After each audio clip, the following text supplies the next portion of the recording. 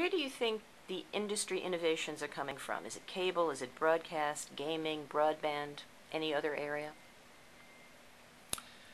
Well, I think it's coming from a number of different areas. I think there are industry associations such as the ARF and CTAM that certainly help inform and provide a forum for innovation.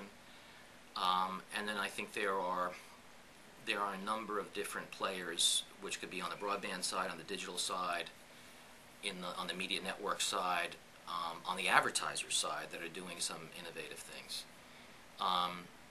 All of this costs money, and I think no matter where you are, if the organization has a researcher that is able to demonstrate how research can help grow the business, and utilize funding effectively to continue to grow the business or grow the brand, that's where the innovation is going to come from.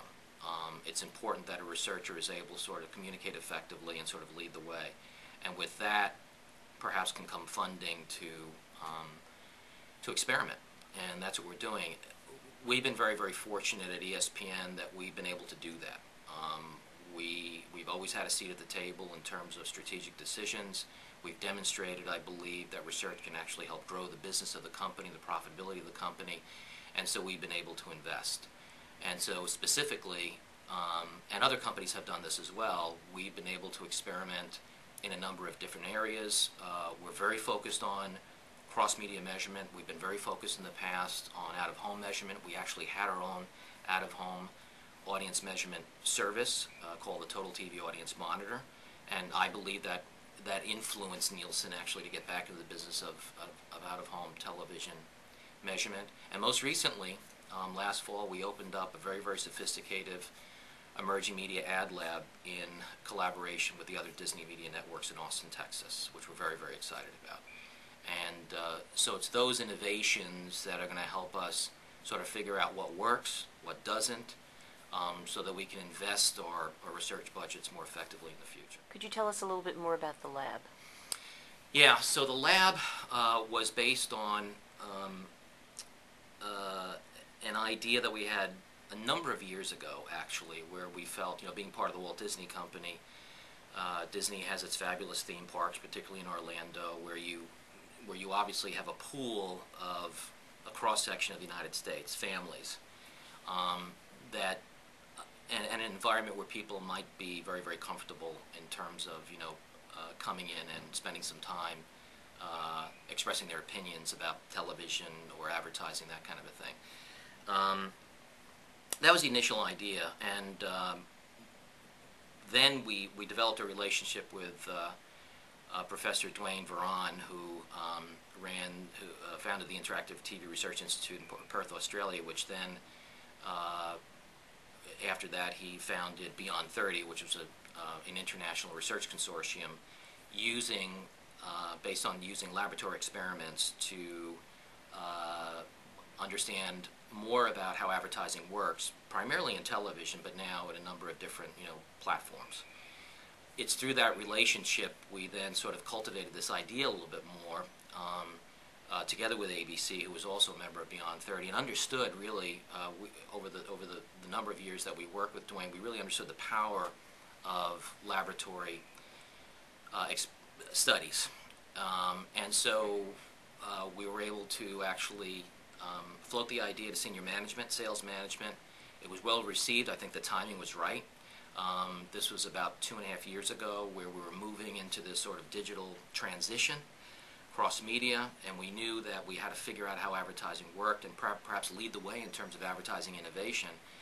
And the only way to do that was to be well informed. And so it was blessed. The lab opened last fall in Austin, Texas. It's a 5,400 square foot facility based fundamentally on classic experimental design, and in a highly controlled environment where we can control exposure and back up all of the findings with biometric measures, things like heart rate measurement, eye tracking, and also things like galvanic skin response to measure engagement. Could you give us a little bit more information about any work you might have done in this lab on engagement or responsiveness to advertising? We're in the very early stages, and I can tell you that one of our initial studies was to sort of coincidentally with the opening of the lab, we were in the process of relaunching our website ESPN.com, and with a great focus on enhancing the video experience on ESPN.com, and so we wanted to take the opportunity at that time to use the lab on a pre-post basis, before launch and after launch, to determine what effect, if any, and hopefully there would be a significant effect on the video experience, engagement with video, and improving the impact on advertising for our advertisers. And essentially we went from a smaller player on the old site to a much larger player on the new site. And so it was actually the first study we did in the lab.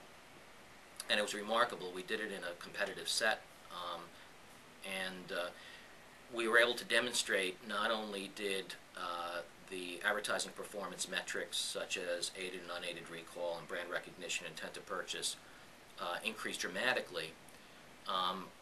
Some of that we can determine in field research, but what comes out of the lab is the reasons why. And clearly because of the size of the player and just the whole experience, engagement has a lot to do with that. And not only that, we were able to see the variations just in ad performance based on the different creative that was being employed, and the support of things like banner advertising in context with the actual video advertising.